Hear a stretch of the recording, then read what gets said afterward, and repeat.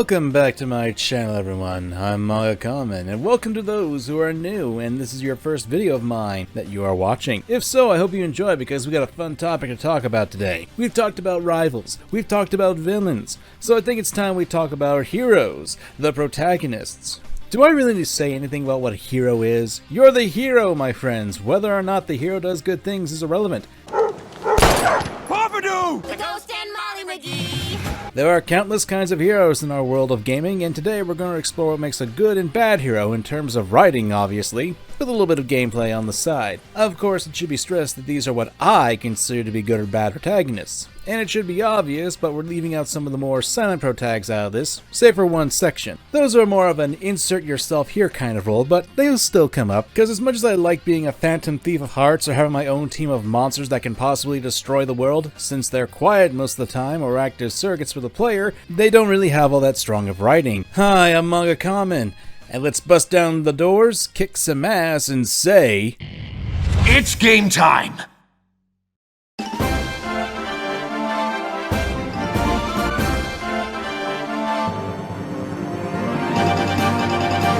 I feel like I'm being a bit too liberal with this one section, but hey, gotta make sure that we're all on the same page. So what exactly is a protagonist, or the hero of the story? Well, that's the character that we either spend the most time with or play as in the case of video games. To put it simply, protagonists are just basically the leading character. They're the character that we're supposed to relate to, and this character tends to be involved in or affected by most of the choices or conflicts that are in the narrative. They tend to be the center of the plots for stories, is what I'm getting at. Although it should be pointed out that just because a character is a protagonist, that doesn't automatically mean that they're a good person. I use the term hero because it's a term that's used in a broad sense for the main character for writing. As such, don't be surprised that I'm going to be using the terms interchangeably throughout this video. Plus, hey, depending on where you stand, a hero can easily just be seen as the villain. I mean, some heroes clearly do act like the villains nowadays. Here's the thing, Bruce. I'm great at controlling my anger. At the end of the day, the goal of a protagonist, especially in gaming, is to follow their story. Whether or not that story's ending is good or bad is beside the point. To me, a hero's story is the journey in and of itself. And there are various kinds of heroes too, much like there are various kinds of rivals, villains, and the same is true for heroes and protagonists. But the point is, we want to root for the hero to win, whether or not they happen to be a villain or a noble character. There's a reason why a lot of people like Light Yagami from Death Note. I'll take a potato chip and eat it. Yeah! Obviously, I'm not going to cover all types of protagonists or heroes in this video, because that'd just be annoying as all hell. But this leads us into an obvious question. What makes a good hero and what makes a bad hero? Let's talk about those questions, shall we? Yeah! Shoot, not my day. It's really not that hard to screw up a protagonist, because a lot of the writing nowadays for games can be hit or miss. Or it can be drowned into the endless abyss of Marvel-esque writing, where everyone has to be a snarky ass for the sake of comedy and not take things seriously. Whoa, where'd that come from? The thing about heroes is whether or not they are bad people, you can still root for a bad person when they're protagonists. Characters from the Disgaea series quickly come to mind because a good portion of the protagonists from that series tend to be less than stellar people, since they tend to be demons. So, you understand. I have no intention of disobeying you whatsoever. Didn't you just beat the crap out of me? However, that doesn't mean that they're bad protagonists. Not only because of the context of the stories tend to be a bit more outlandish and over the top, but also due to the fact that most of the time their bad behaviors and character traits are done for the sake of a joke. Even if a protagonist in that setting were to act stupid or be a jackass, said context helps justify it since we're already being told that most of the time it's played for jokes and comedy. In contrast, let's take a moment and talk about Frey from Forespoken.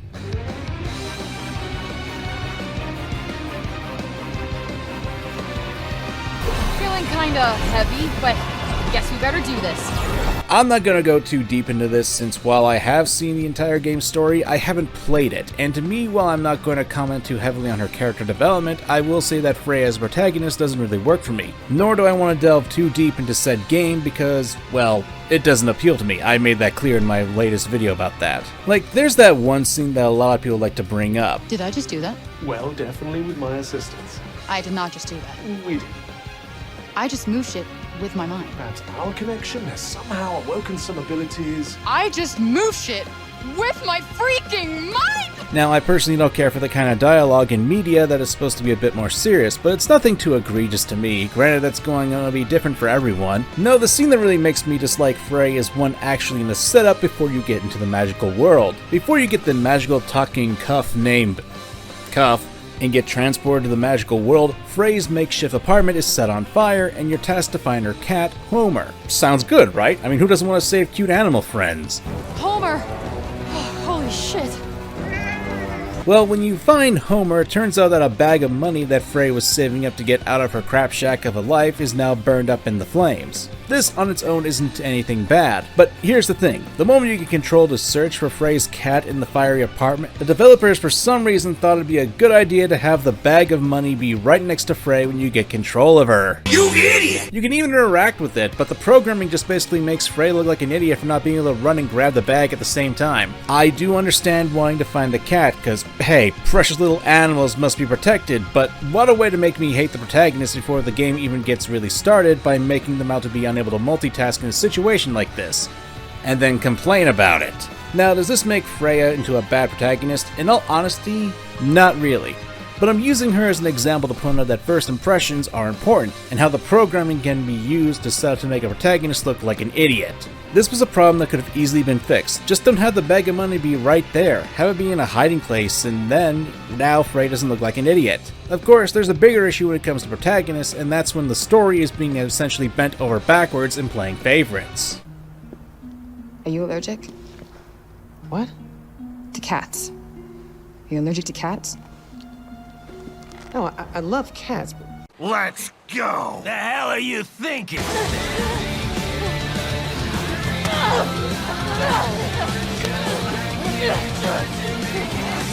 I'm gonna crush you! You know, it's been almost 2 years since this game came out and lit the internet on fire. It was actually pretty fun seeing so many people on both sides of this game pretty much chomping at the bit to prove that either the game was a masterpiece or was a piece of garbage, all the while slinging mud at each other.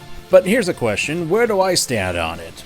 Well, I don't personally like the game. It's not the worst thing in the world, but I certainly don't think the game is all that great as all the awards like to make it out to be. I now live in a world where awards are now just a bunch of glorified pieces of garbage that are given out by a ton of video game journalists who are slowly going out of business because no one trusts their word. So in turn, I don't trust in awards anymore myself, especially with video games. To me, The Last of Us 2 is just a game, a mediocre one that I don't care for. And part of that is the secondary protagonist, Abby. Someone confronts you, brain them, like so. Hey, I'm talking to you. Using the X button. What's an X? Oh! With practice, you too will learn how to kill.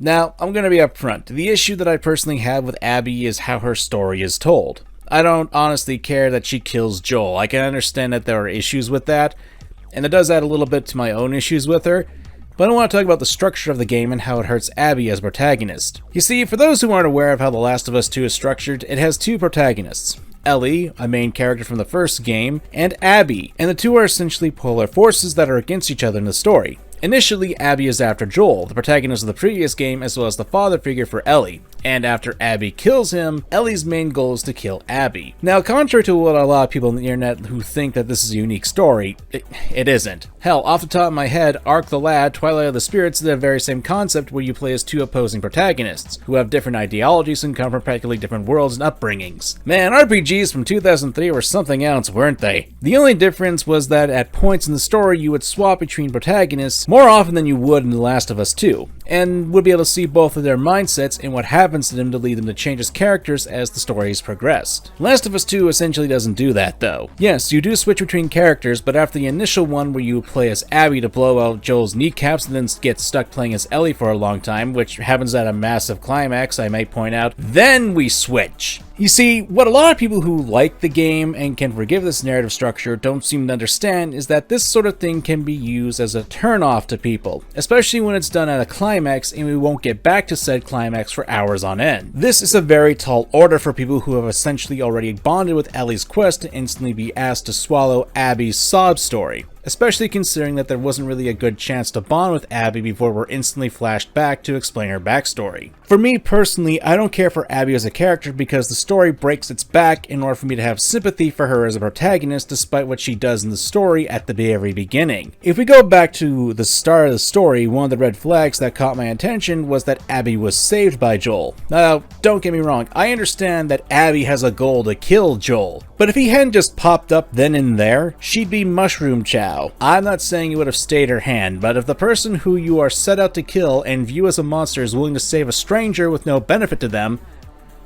that should at the very least make you question a few things. Even a moment of hesitation from Abby would have at least showed from the beginning that there was more of an empathetic moment for her and at least show that there was something beneath the hatred, that she was more human. That would have made the jump into her backstory a lot more easily digestible, at least to me. It's a much more humanizing moment than her being afraid of heights, because it's actually connected to her motives and story. And in all honesty, considering that she basically flips her ideology on a quarter, that she basically said she'd murder everyone in an opposing faction, including kids, it just comes off as jarring to me. I mean, Joel basically losing all his survival instincts in the span of 4 years also comes off as jarring. But hey, I guess anything to get the plot going, I guess. And yes, that is not how that works, people. Especially when Joel is actually out on patrol. He would keep some of his instincts. That's something that would happen. Now, that isn't me giving an example of the story breaking its back. No, that comes with the entire backstory dump that is Abby's story. And by story, I mean all of her story. Her backstory, her father's personality, her planning revenge, her getting her friends roped into it. Look, lots of people didn't care for when it happened. Dad! No, dude. Oh. The game tries so hard to make her father, who Joel killed, the nicest guy around, collecting old coins, saving zebras, and wanting to scoop out the brain of an unconscious girl without getting her consent, which she would more than likely give. I want to point out, the Fireflies had failed multiple times in their testing, and if they screwed this up, they would have screwed up their only chance of finding a cure with someone who was actually immune. In addition, after seeing how devastating Joel was killed by Abby, we're then shown that she's humanized with the WLF, and her friends as well. Of course, this is done after Ellie has essentially killed all of Abby's friends, the same people who Abby essentially dragged into a revenge plot. It's an attempt to make the player feel bad for their actions. My ludonarrative dissonance, no! I understand that it's the point of a story to manipulate emotions, but it has all the subtlety of a brick to the face. However, when it's done in such a blatant manner and done so much, well, you're gonna get some pushback from your audience. The game tries so hard to make me feel sorry for these characters, Abby as well, but like, no? I think what makes me hate Abby as a protagonist is this irony right here. You killed my friends. We let you both live. And you wasted it. I'm sure there was an attempt at a dramatic irony, but it just makes me roll my eyes at Abby for saying it. When you were killing Joel, Ellie was right there, screaming, yelling, saying she was going to kill you all for doing this. What did you think was going to happen if you let her live?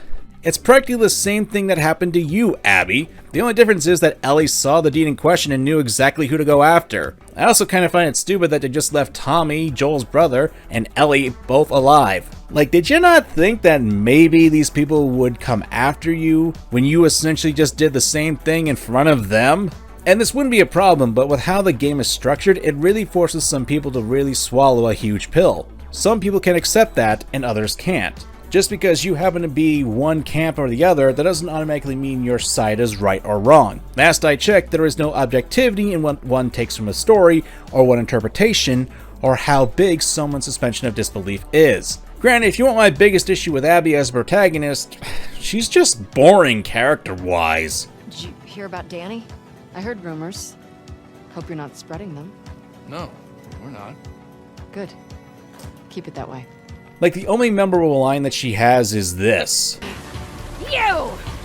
Are you wearing my backpack? Like, if I wanted an entertaining psychopath, I'll stick to my Yoshikage Kira's, thank you very much. But yeah, the idea of putting so much into a character that was designed to be hated from the beginning, the writing structure really made it hard for me and a lot of other people to like Abby as a protagonist. And in my own personal case, even after playing her story and seeing what she went through, while I understand her actions, it certainly didn't make me want to sympathize with her or empathize either. And a lot of people need to understand that something like that isn't universal. God, this entire section was depressing. Let's change things up. I don't give a fuck. I'll do the whole thing on my own. Let it be known that I'm a huge fan of being over the top and having a whole lot of ham when it comes to my entertainment. There's a reason why I love stuff like this.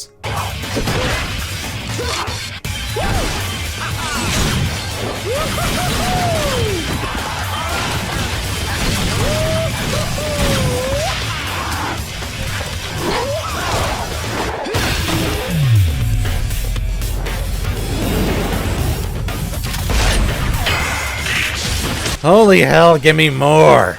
When it comes to protagonists, much like how it is with villains or unlikable characters, you need to have both positives and negatives to the characters. When it comes to the positives, you need to have them for people to latch onto, and for the negatives, well, we need those too in order for the characters to actually improve upon and grow. Now, this isn't the be-all, end-all for making a good protagonist or hero. Hell, if I'm being honest, this is more or less my own personal preference. I mean, I watched JoJo's Bizarre Adventure. A lot of their protags don't actually develop, and it's not a problem, but hey, that's just a JoJo. If you want my actual thought process and when it comes to a good protagonist, there's one phrase that's always sat right with me. You have to be like water. You see what I'm saying? Not even a little bit. When it comes to characterization, you need to have them be like water. While they're still their own character, they need to be able to adapt to situations and fit into them. While the characters should be able to adapt to different situations, at the core, they should have their own personality be intact. And for that, I think we should talk about Chai from Hi-Fi Rush.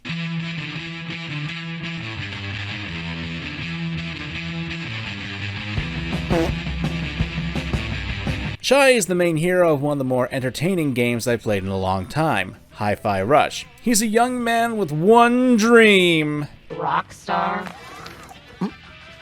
Future Rockstar. Of course, with a busted up arm, that dream isn't looking too good. Not how he doesn't know actually how to play guitar, so he decides to sign up to Wandabe Industries in order to get himself a brand new mechanical arm. Of course, after a few incidents, Chai has his, I believe that's an MP3 player, getting grafted into him during the process of roboticization, and his music begins to course throughout his body. Suddenly he's able to fight to the beat, and with a makeshift guitar, he kicks all kinds of robotic ass. The game then follows Chai as he fights against Wandabe with a motley crew. So here's the thing, Chai is a goofball. He can be selfish. I need to stop that. Well, I wish you good luck.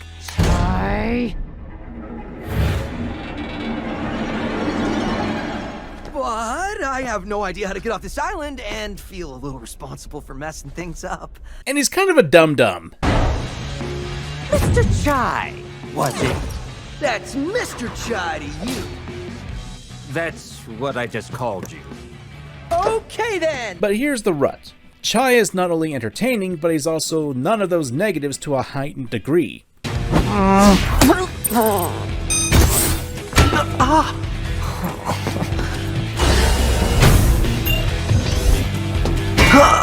Her personal lift. I'll reroute it to the hideout.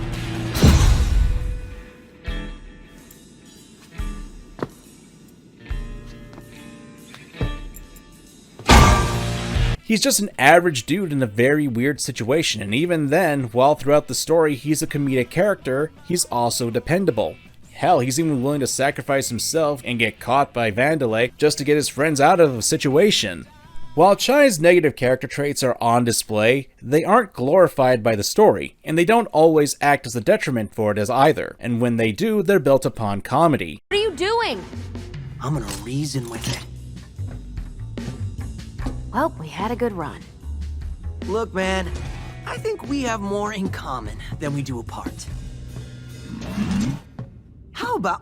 And when it's done so, it really works with the game's humor. You see, Hi-Fi Rush is a more of a tongue-in-cheek cartoon Saturday morning game, while the story has a bit more serious side to it, but with the mind control programming that would, well, for the main group, only affect Chai, but anyone with Vandalay parts on their body could become a slave. I mean, Corporation Shield's already like that, so it's just taking it to the next level and making sure that they spend all their money in a single place. This video is brought to you by Vandalay Studios. Give me money! But my point is that Chai is the perfect protagonist for a game like this. Not only does he have a colorful design, but his personality is one that is adaptable for the situations in the game, all while still keeping what makes Chai, Chai. You see, if you're gonna have a character in a video game have an actual personality and identity, one of the things to do with the character is to have them be tested in various situations. Like, I know that sounds really simple and such, but when you have a more goofy game like this, you need to have a goofy main character to go with the flow of the game's comedy, especially if it's the main story beats. Even the more serious moments, said character needs to be able to blend into the more serious aspects, all the while still keeping up with their goofy persona. So, when I see Chai breaking into a concert dressed as a shark, not only is it entertaining, but I know that he's also in character doing it because it also still works for the sake of the story and comedy. The story doesn't bend to Chai's less than intelligent choices, and in fact, he often faces repercussions for his choices. Hell, the game essentially starts off with his choices causing him to get in this situation in the first place. And like I said, Chai is an entertaining character, so it's fun to play as the guy, especially when you get better at the game and you can accurately go to the beat of it. You also sync with Chai on a gameplay level. You essentially become one with the character, with the beat of the music being used as the means of connecting with the character so you can kick ass alongside with him. Chai isn't perfect, but damn is he sure fun to play as.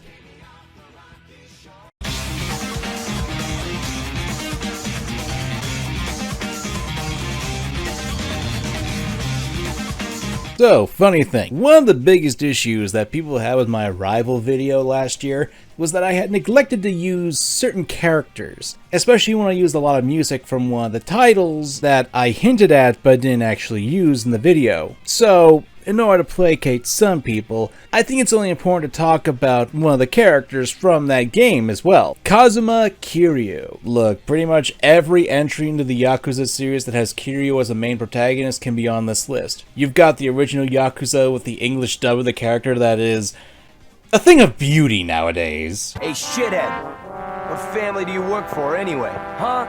I bet you're from the sheep family. We don't need to be taken care of by some gangsters.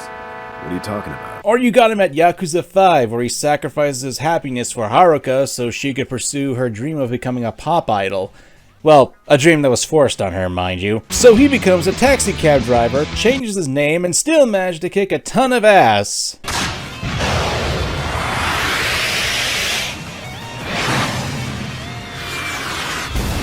Don't ever change, Kiryu-sama. But for the sake of this video, I'm going with Kiryu from Yakuza 0. Not only because Kiryu is extremely fun to play in that game, but also due to the fact that it's probably my favorite version of Kiryu as well in the entire series, since we can see the god of this character at the beginning of his journey. But a lot of what I say here can also be applied to Kiryu as a whole. Kiryu has a lot of fun gameplay elements, especially in 0, changing between 3 separate, well, 4 styles of combat. Each has their own strengths and weaknesses, but that's the sort of thing you guys already know. Rather, what makes Kiryu into an interesting protagonist is that while he's a hard ass in the main story, he has that tough exterior that he can definitely back up.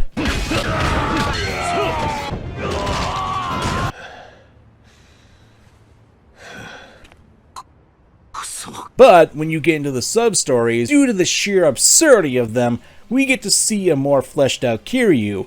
We get to see other sides of his personality, even when you play the minigames too. For example, when you're out and about in Kamurocho, you'll come across this Yankee character. Turns out the guy's part of a band, and they're all tough guys. Or rather, they're pretending to be tough guys, just so they can promote their music. And unfortunately, they've attracted a pretty rough crowd. So when they're set to be doing a live interview that might expose that they're frauds, well, they're afraid that their audience will beat them up. Hey, that just sounds like a YouTuber whenever they try to make content that their audience doesn't like.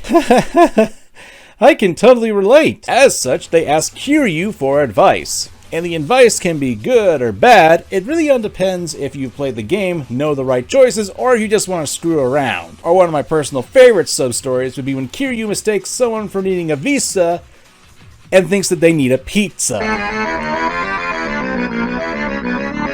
The glory that comes from the fact that you're turned into a glorified pizza delivery boy. And it's just so odd to see a guy who does this basically becomes a pizza drop boy. I mean, after you deliver the pizza to the foreign woman, the scumbag who's holding onto her visa shows up and you beat the snot out of him, so balance, I guess? I mean, she also marries the guy too, so, why is this my favorite again? Oh, right, the absurdity. I personally love these goofier elements when it comes to the main characters, especially the more uptight ones like Kiryu, because it helps show off a more human side to the characters. Listen, while people tend to put on tough fronts or be more professional at times, that doesn't mean that we as humans will be like that 24/7. It's actually not healthy for us to be always on with our outward personalities. We'll burn ourselves out if we do that, and we'll become irritated. And that's exactly why I love the Yakuza series in that regard, especially Zero. It has this very serious crime drama as the main story, but it also showcases both Kiryu and Majima outside of the more serious aspects of it, what with the sub-stories, the mini-games, or even training. Here's the thing, for some reason, if you're crazy enough not to want to engage with the sub-stories, which I guess there are some sticks in the mud out there, all of that is optional content that you can choose to ignore. Even in the main story, we see Kiryu being a bit more lighthearted, especially when we see him hanging out with his friend Nishiki, and you can really see the bond between the two characters have with each other. Yo, これでどうだ, Nishiki?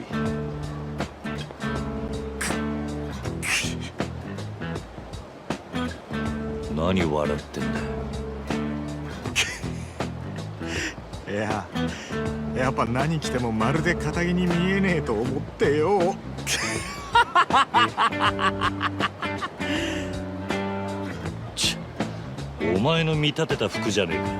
How they're able to mess with each other also shows a human side of them and really makes the characters more believable. I mean, when Kiryu's able to do this, you gotta have some human elements to the guy. For someone who's a former Yakuza, Kiryu has a lot of loyalty, and here's the thing you need. You gotta have some admirable traits for your protagonist, especially in games. When you have the controller in your hands, because real Yakuza use them, you're playing the character on the screen. You have to realize that this is most likely the character that we're going to be with the most throughout the game. The story is going to be seen through their perspective. We're going to be in their shoe. We're literally in the driver's seat. And when we have a character who's in all honesty annoying, a jackass, or boring, then it's going to be a slog for people who want to play your game. Kiryu is probably one of the better protagonists out there, because while he comes off as stoic, once you get the chance to really play as him, get to know him, and see his more outlandish features. I mean, there's a reason why the opening of Yakuza 0 has you doing a karaoke segment. It allows you to see Kiryu be shaking off his chains, especially after he just beat up a guy to get some money. You get a chance to really enjoy this enjoyable character. Besides, it's also very satisfying to see Kiryu beat up the bad guys with style, especially when it's like so many against one person. Hot damn!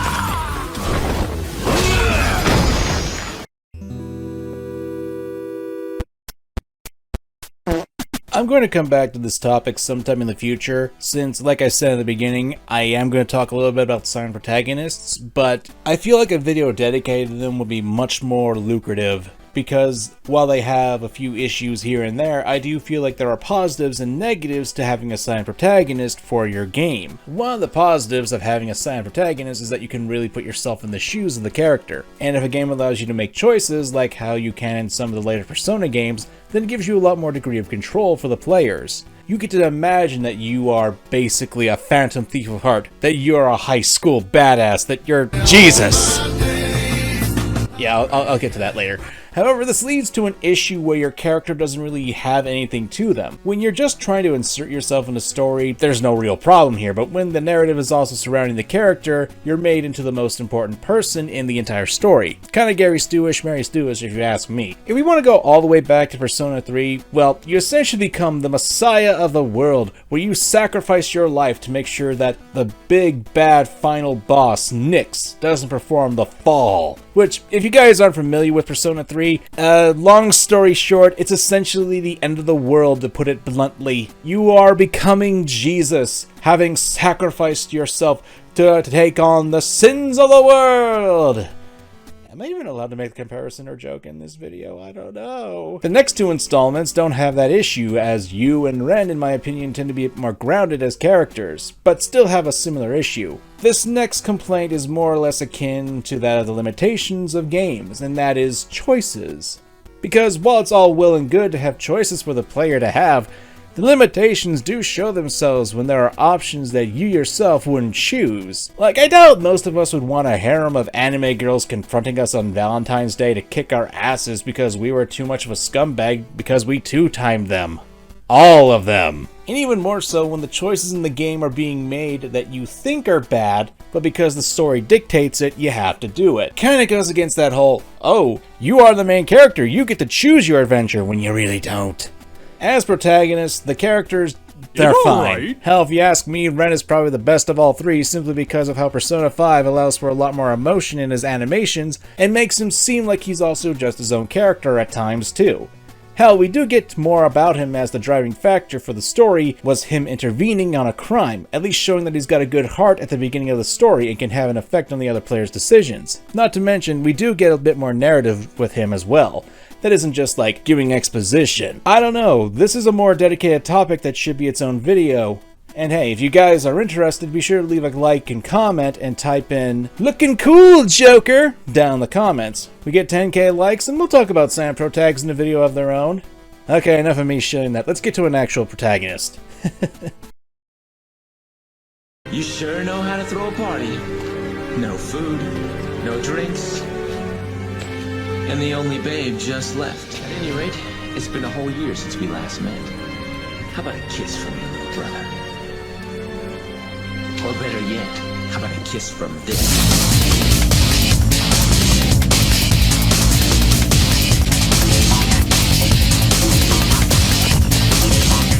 Come on, if I'm going to talk about Virgil as a rival, I gotta talk about Dante as a hero. Now, he's not the greatest protagonist in gaming, but Dante is probably what I consider a really good protagonist. Not only is he a fun character, he loves what he does and does it in style, but he also has his serious moments too that flesh him out as a character. I should have been the one to fill your dark soul with light!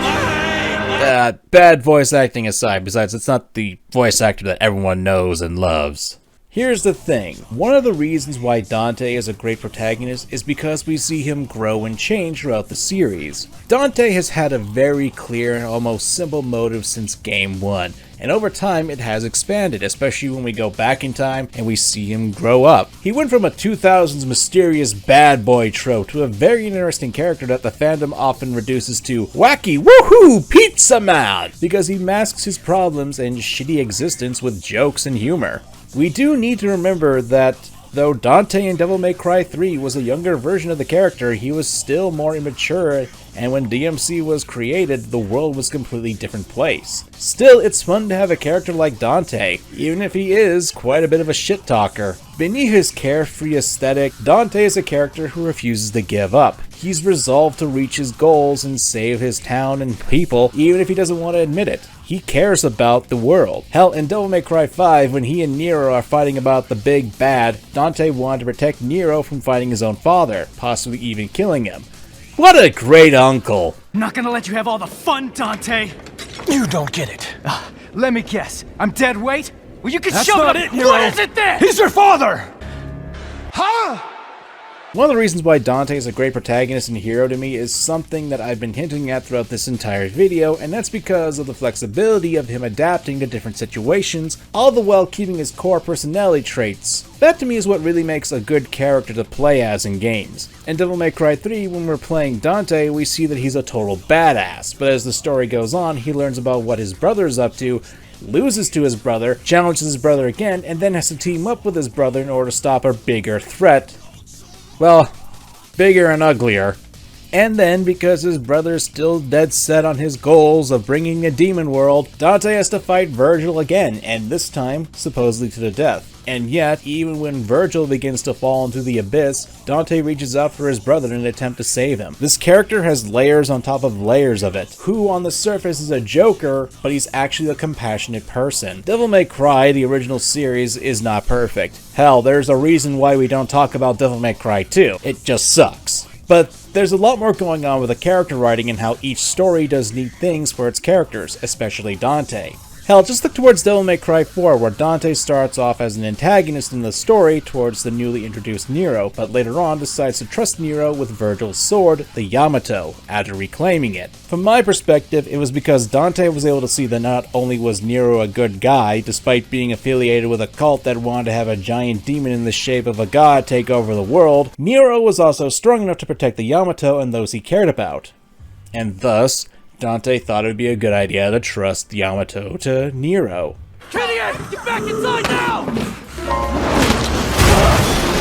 Look, it's the thought that counts, alright? And regardless, the reason why a character that Dante works outside of the stuff I brought up, it's because listening to him is entertaining. Dante's endearing because he's fun to watch and listen to. You don't say.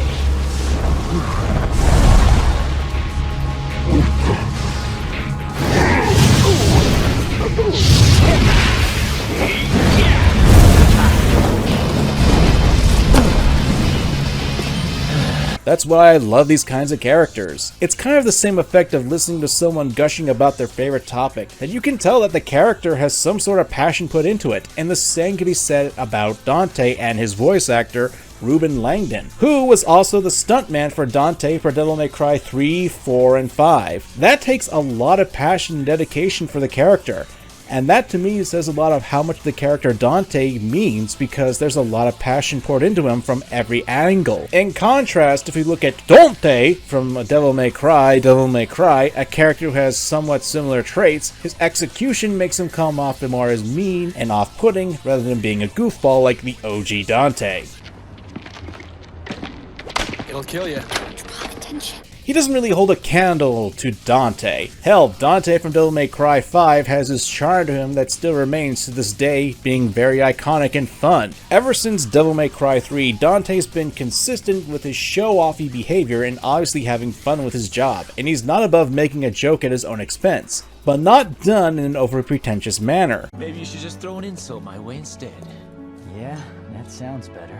Of course, having a flair for the dramatic also helps make Dante endearing and entertaining, because at the end of the day, that's what I'm looking for in a hero, especially a hero where I am playing them. They need to be entertaining and fun to play, that they should be amusing to play with and not be obnoxious, that they know that there's a time and place for the jokes, and not to be like modern day Marvel that can't help itself by joking in the serious scenes and taking away from it. And to me, Dante doesn't do that, and considering people went insane when good old classic Dante came back in the reveal trailer for Devil May Cry 5, I know I'm not alone in this. Although, fun side note, I find it absolutely hilarious that people behind the camera work for that trailer decided it was a good time to zoom out when Dante was revealed. That was a constant complaint during the research of this video. Regardless, DMC5 brought back my faith in humanity, and I can only hope for the future with Dante.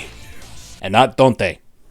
Of course, in recent news, I think we should take some time to talk about one hero who was just revealed.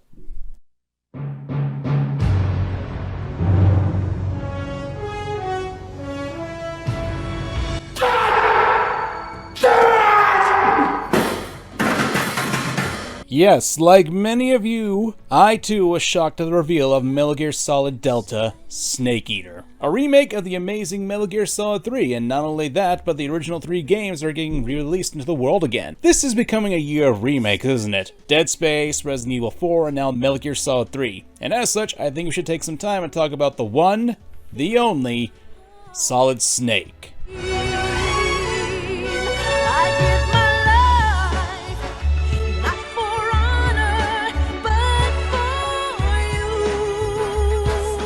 I think it should be obvious, but there's a difference between Naked Snake from MGS3 and Solid Snake from the rest of the series. It's a whole big thing, as eventually Naked Snake does become the antagonist in the games, but in the game where you can play as him, which I think is probably the best gameplay in the Metal Gear Solid series, he's not really someone I want to talk about right now. Ironic since the game that he's in got re-announced, but that's beside the point. Solid Snake, I found him to be a much more dynamic protagonist, especially as we watch him go from being a dog of the government and eventually becoming a free agent, and then his own man. A legendary soldier, a man who has been screwed over his entire life, betrayal all around him, and even killed his own father. Was Big Boss really your father? That's what he said. That's all I know. And you were able to kill him, knowing that? Yup. How? He wanted it. Besides, some people just need killing. That's patricide. Yup. Or so he thought. He was a genetic clone of Big Boss, with half the life of a normal man. He has the inferior traits of the man he was cloned from, and the first Solid game focusing on that. This is about legacy. Do you even know who Big Chungus is?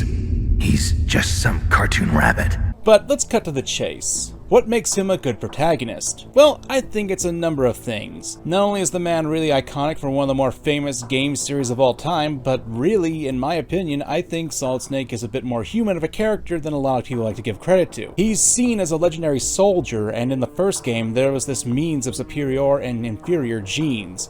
And that Snake is the one to break that mentality when it's revealed that he was actually the inferior clone, while his brother Liquid Snake was the superior. To him, though, it didn't matter if he was superior or inferior. It's not what you were given at birth, but the choices you made throughout your life. Solid Snake is a great protagonist because we see him go through so much BS throughout the story of the Solid series, and yet still remain loyal to his own convictions. I think it's the fact that Snake is determined to get the job done, even if he goes through hell and back, is what makes him a great protagonist too. That isn't to say that the personal stuff in his life doesn't affect him, but he knows he has a job to do, and he's essentially the only guy in the world who can do it. And yet there are times where we see that despite the legendary status, he's still a man. He's got his flaws. You know a lot about science, but you don't know how good a cigarette tastes in the morning. He's definitely got blood on his hands. Yes, but why did you go so far out of your way to save her? For Campbell's sake? Or maybe it's because you like her? I don't want to see any woman die right in front of me. Oh, really?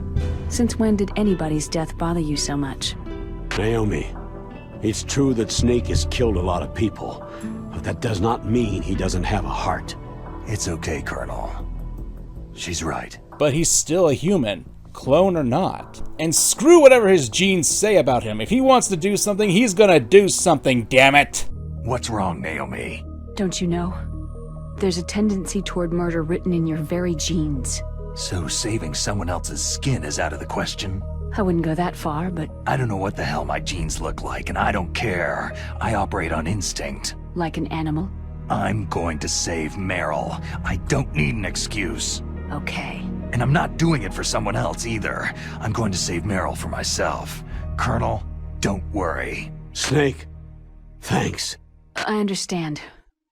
I'm sorry. It's that human aspect in wanting to break away from the predestined shackles that were latched onto him from the very beginning. It's an amazing story of how a single man can make a difference, fighting against the odds and prove that you don't need to be a chosen one to be a hero, which is what I think makes Snake out to be a very intriguing hero character. As the games go on, like how he became a mentor figure to Raiden, we see him become more solidified in his ways and help Raiden out after he had his whole world flipped upside down. I lied, Snake. I have more field experience than I can remember. It's not VR that's doing this to me. Raiden, we don't carry guns to take people down. We're not here to help some politician either. You can say that because you're a legend, a hero. I'm Jack the Ripper, a dirty reminder of a terrible mistake. Legends don't mean a whole lot. I was just a name to exploit, just like you. People will remember only the good part, the right part of what you did. There's no right part in murder. Not ever. And we're not in this to make a name for ourselves. Then what are you and Otacon fighting for? A future. You can stop being part of a mistake. Starting now. What am I? What am I supposed to do? Find something to believe in, and find it for yourself. And when you do, pass it on to the future. Believe in what? That's your problem. Sure, Snake doesn't have all the answers, but that's because you need to find your own answer to that question. What you'll leave for the future, what you need to do for that, and how you're going to go about it. But you need to be determined to do so. Snake represents that you have to find your own answers, and regardless of your circumstances, you have to work hard in order to create a future that you want. If you just accept what you're given, you might as well just be a pawn in someone else's game. But if you work hard, you can become your own king. I don't know, that's just me, and I'm writing this at the last second, and I'd have to make a full-on video about Solid Snake sometime in the future because, oh boy, that is quite a lot of information to go through. And hey, it's not like Snake's words didn't have an impact on Raiden. He was able to slice and dice even a corrupt politician and save the world. At this point, I just really hope Konami doesn't screw up this remake. We've had couple of good remakes so far this year. Please let this be a third good one, but I think we may be pushing our luck. Come on, Konami, don't screw this up, you bastard!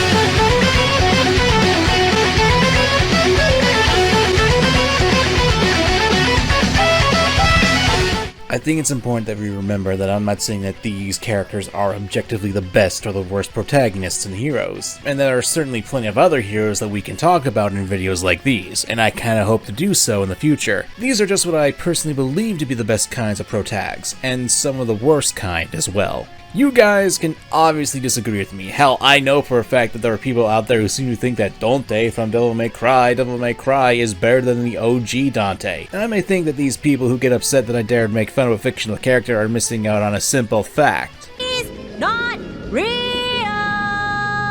But people can still like him and they can still dislike the original Dante, as much as that is a crime against nature in my opinion. And hey, much like my Villains and Rivals video, I want to propose a challenge to you guys. If you guys want me to talk about something like anti-heroes, be sure to leave a like, and if we get 20k likes on this video, I'll gladly talk about them in a video on their own. It's kind of a trend that we've been doing on this channel for a while, and one that I hope to keep doing. Seriously, these kinds of videos have been fun, interesting, and I'm glad my audience really is liking the content I'm putting out this year. So from the bottom of my heart, I want to thank you all so much. I'm MangaKamen, I hope you guys can keep enjoying my content, and until the next time, my friend, let's rock!